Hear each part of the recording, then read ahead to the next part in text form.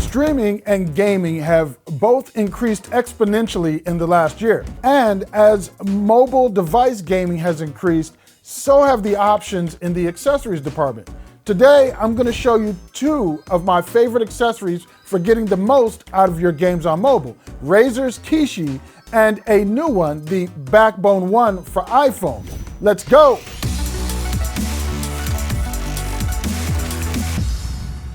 Hey, if any of these videos on the channel have helped you, please consider hitting us with the thumbs up, hitting that subscribe, and hitting that notification bell so you'll be notified when we upload the latest videos. First things first, for this review, I used Sony's Xperia 1 Mark II with Razer's Kishi and Apple's iPhone 12 Pro Max with the Backbone One. It should be noted that Razer makes a version of the Kishi which is compatible with iPhones having a lightning plug. And of course, as I showed you in another video, you can also use an Xbox One controller via Bluetooth. Same with Bluetooth PlayStation remotes. But what you get with the Kishi and Backbone differs in that your phone becomes part of the controller instead of having to use a full-size controller and a clip attachment or some third-party controller with a built-in clip. One advantage of these two devices over a full-size controller and a clip or controller clip combo is mobility. The Kishi and Backbone fold up nice and compact when not in use, making them easier to take anywhere and a bit more discreet when in use. If you're already familiar with Nintendo Switch, that's basically the setup of both devices in this review, where the phones sit in the middle of the device instead of mounted up top, which may feel a tad awkward for some people with the controller and clip being top heavy in this configuration. The Razer Kishi has all the buttons you know from your console controllers, so picking one up for the first time should feel familiar. You get the joystick and D-pad on the left, along with Xbox and share buttons. And on the right, you get a joystick with 4 buttons and a menu button. Up top, you'll find your shoulder and trigger buttons on both the left and right as well. Getting this USB-C equipped device onto your phone is done by using the well-designed expansion capabilities which support most smartphones. Right now, it doesn't support the Galaxy Note 20 Ultra. It's too big.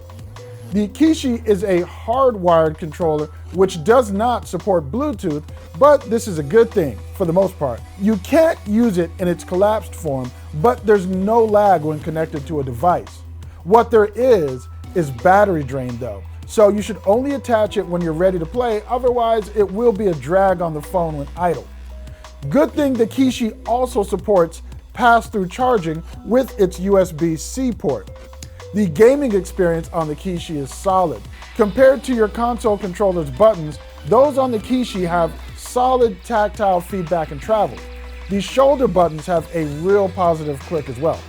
The main difference you'll find is going to be in the triggers. Because your console controller is larger, the triggers have deeper travel than those on the Kishi, whose triggers have decent click to them, but probably won't feel as deep a travel as your full-size controller. Some of you may like that though. That said, they definitely respond to feedback with no lag at all. Now, the Backbone One is similar to the Kishi in its layout and buttons.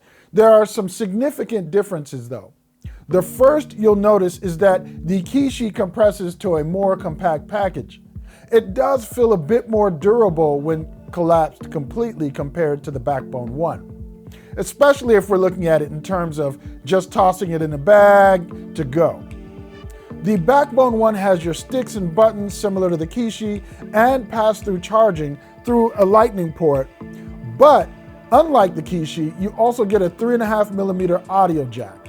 Also, unlike the Kishi, the charge port also supports audio pass-through with lightning headsets. But those aren't the only areas where the Backbone One takes things to the next level. It also comes with software which augments the experience on iOS and is well refined. First up, you get the Backbone button, which gives you some level of feedback as it glows depending on what you're doing. Pushing the button launches the app or closes it. Once you're in the app, you have a section which shows you supported games, and in the iOS App Store, games that are compatible with controllers. You also have a section which shows you games which you've added to the app. And you have a section for trending highlights right there. But it doesn't stop there. If you have other iOS friends who use the app, you can add them and get into some social gaming using either the menu button on the controller or on screen.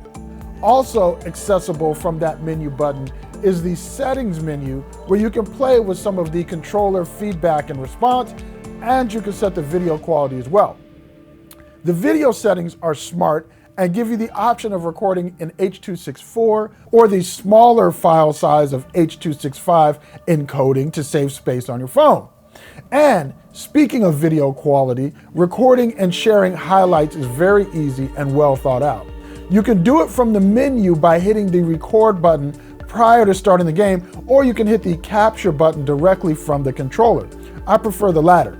Not only does this button set you up for screen recording, but you can mark highlights by holding it down while recording, and capture screenshots when not recording as well. It really is a robust system for social content, and I'm here for it. Without having to leave the app, you can also check out your gallery of videos, highlights, and photos by clicking here. In-game use, the Backbone 1 felt responsive and easy to use the extra features which set it apart from the Kishi. I played through Samurai Jack and Asphalt 9 and Call of Duty Mobile, and it was a very enjoyable experience. Currently, the Apple App Store doesn't support the kind of subscription style that services like Xbox Game Pass Ultimate uses, so you don't have the library of games you get with that through Microsoft. If selection is important to you, you can go through the browser on iPhone and connect to your Stadia account and play that library, which definitely opens up options.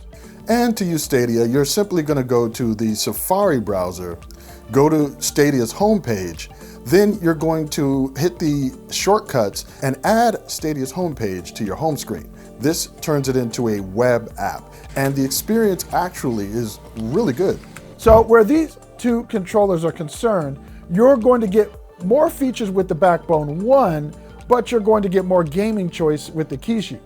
Not only is Kishi supported with the appropriate games on Xbox Game Pass Ultimate, but it is also supported by the Stadia app on Android as well. Stadia makes a note when you play games directly on device that it is an experimental feature and may not work, but I've run through some games and it ran just fine with no lag or hindrances.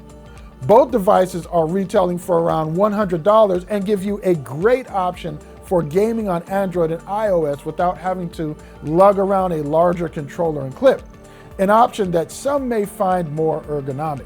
I'm Tshaka Armstrong for Reviews.org. As always, we don't take it lightly that you've spent your time watching with us. If you have any questions that I didn't answer in the video, any comments, any feedback, your thoughts on the Razer Kishi or Backbone 1, go ahead and leave those in the comments below. I'll get to them. As always, thank you for watching. We'll catch you on the next video.